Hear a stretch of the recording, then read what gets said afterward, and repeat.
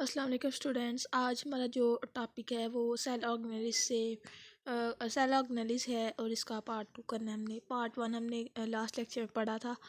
तो हम इसका स्टार्ट करने से पहले मेरी आपसे रिक्वेस्ट है कि मेरा चैनल अगर अभी तक आप लोगों ने सब्सक्राइब नहीं किया तो प्लीज़ मेरा चैनल सब्सक्राइब कीजिएगा, लाइक करें, शेयर करें। और अगर आपको इस से रिलेटेड कोई क्वेश्चन पूछना हो तो आप कमेंट बॉक्स में ज़रूर पूछिएगा।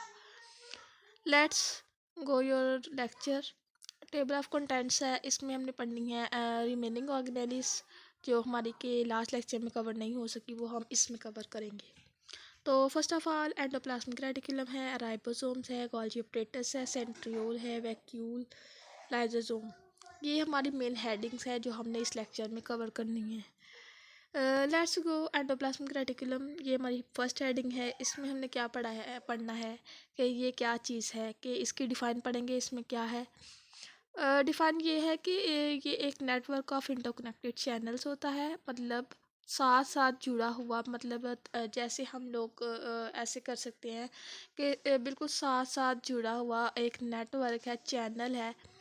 जिस तरह हम लोग आजकल यूज़ करते हैं डिफरेंट नेट रिसोर्सेज, ये भी एक चैनल्स है। नेट रिसोर्सेज ये भी एक चैनल्स है जो हमें मतलब प्रॉपर सिग्नल वगैरह देते हैं। इसी तरह ये है कि ये भी नेटवर्क है, इंटरकनेक्टेड नेटवर्क है, चैनल्स है, जो क्या करता है कि सेल मेम्ब्रेन से लेकर न्यूक्लियर इन्वेलप तक फैला होता है। मतलब आप देख सकते हैं कि न्यूक्लियस जहाँ से स्टार्ट होता है वहाँ से स्टार्ट होता है ये फैलना, और सेल मेम्ब्रेन जो सबसे बाहर वाली कवरिंग होती है वहाँ तक ये फैले होते हैं। आगे नेक्स्ट इसकी टू टाइप्स है, smooth endoplasmic reticulum and rough endoplasmic reticulum. First of all smooth endoplasmic reticulum है, इसको नेम इसलिए दिया गया है स्मूथ एंडोप्लाज्मिक रेटिकुलम का क्योंकि इसकी जो सरफेस होती है वो बिल्कुल स्मूथ होती है, प्लेन होती है। ये इसकी अपीयरेंस की वजह से इसको स्मूथ एंडोप्लाज्मिक रेटिकुलम कहा गया है। और दूसरी बात ये है कि इसके ऊपर राइबोसोम्स अटैच नहीं होते हैं। इसका क्या फंक्शन होता है कि ये लिपिड मेटाबॉलिज्म करता है। जितने भी हमारी हम डाइट वगैरह में लिपिड इस्तेमाल करते हैं वो हमारी फैट्स वगैरह, ऑयल वगैरह हम यूज़ करते हैं डाइट में, उसको जो है वो करता है, उसकी ब्रेक डाउन करता है। फिर क्या करता है, एक दूसरा इम्पॉर्टेंट फंक्शन इसका ये है कि ये ट्रांसपोर्ट करता है मटेरियल को from one part of the cell to other part of the cell. ठीक है, एक सेल से दूसरे सेल को जितनी भी ट्रांसपोर्ट होनी होती है मटेरियल की, तो वो करता है। नेक्स्ट हमने पढ़नी है स्मूथ एंडोप्लाज्मिक रेटिकुलम, ये इसकी सेकंड टाइप है। इसकी अपीयरेंस की वजह से इसको ये कहा गया है ये रफ एंडोप्लाज्मिक रेटिकुलम है। रफ एंडोप्लाज्मिक रेटिकुलम इसकी अपीयरेंस की वजह से, क्योंकि इसकी जो अपीयरेंस है वो रफ होती है, इरेगुलर वे में होती है। तो इसके ऊपर जो है वो बहुत सारे राइबोसोम्स अटैच होते हैं। इसका फंक्शन क्या होता है आपको पता है, राइबोसोम का फंक्शन है कि प्रोटीन सिंथेसिस में काम करता है। आप इसकी डायग्राम देख सकते हैं, ये जो आपको स्मूथ वाली ट्यूब लाइक स्ट्रक्चर नज़र आ रही है, क्योंकि इसकी स्ट्रक्चर से स्मूथ है, इसके ऊपर राइबोसोम अटैच नहीं है, इसलिए इसको स्मूथ एंडोप्लाज्मिक रेटिकुलम कहा गया है। नेक्स्ट आप देख सकते हैं नीचे जो है वो राइबोसोम्स अटैच है, तो ये रफ एंडोप्लाज्मिक रेटिकुलम होंगे। न्यूक्लियस है, न्यूक्लियस होता है और न्यूक्लियर पोर्स होते हैं। देखें न्यूक्लियस के साथ ही ये स्टार्ट हो रहा है, तो ये जहाँ से प्लाज्मा ये एंड होगा, इससे आगे प्लाज्मा मेम्ब्रेन स्टार्ट हो जाएगी। नेक्स्ट हमने पढ़ना है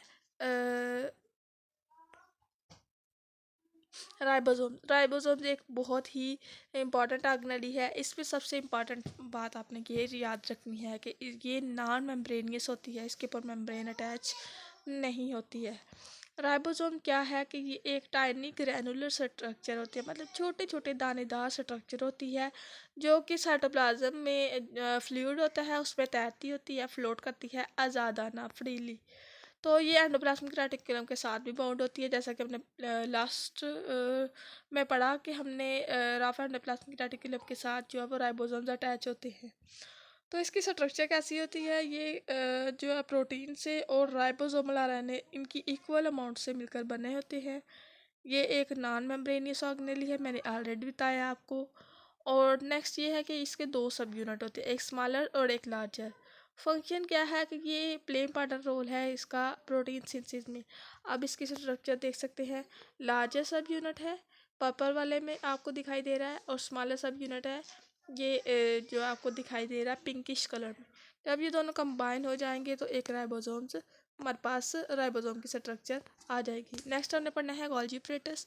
गोल्गी एपरेटस ये है कि इसकी डिस्कवरी है कि इसको किसने डिस्कवर किया।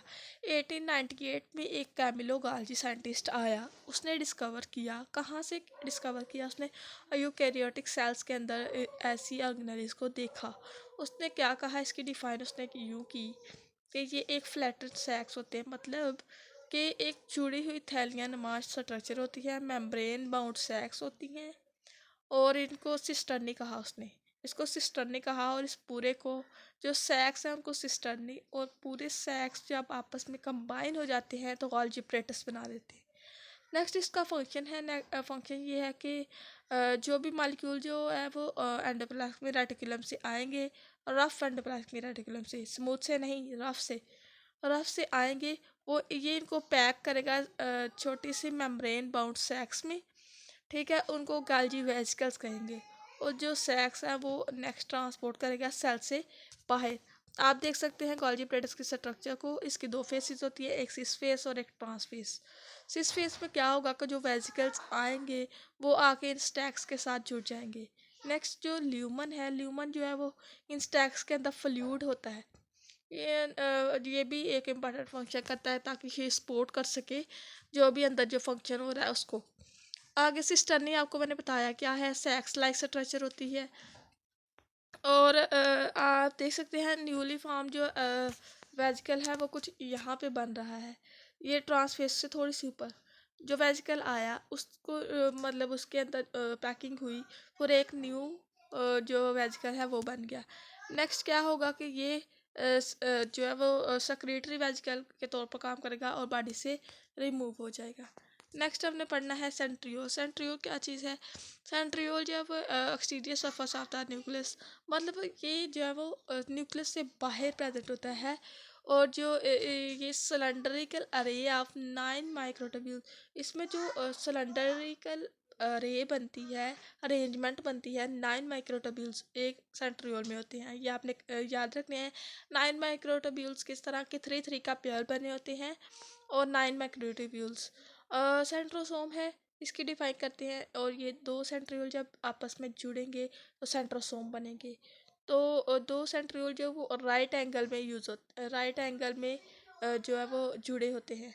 फंक्शन क्या है इसका? जो इम्पोर्टेंट फंक्शन है वो ये है कि स्पिंडल फाइबर बनाता है जब सेल डिवीजन होती है, और जब सेंट्रियोल जो है वो बहुत सारे सेल्स के अंदर प्रेजेंट होता है।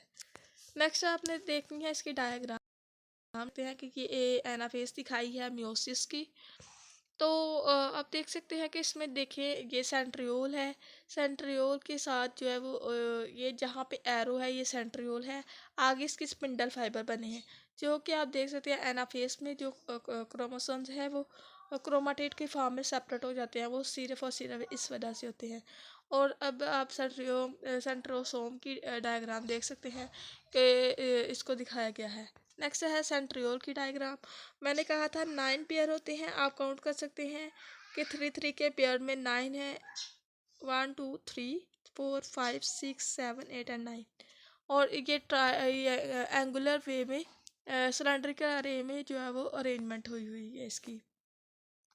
नेक्स्ट आप देख सकते हैं वैक्यूल। वैक्यूल क्या है कि एक fluid field single membrane structure है, ये फ्लूइड फील्ड है और सिंगल मेम्ब्रेन है। ये रियली आपने याद करनी है इसको, ये कौन सी ऑर्गेनेली जो नॉन मेम्ब्रेनियस थी, कौन सी थी जो सिंगल थी, और कौन सी थी जो डबल थी। वैक्यूल जो सिंगल मेम्ब्रेन है और इसके अंदर फ्लूइड प्रेजेंट होता है।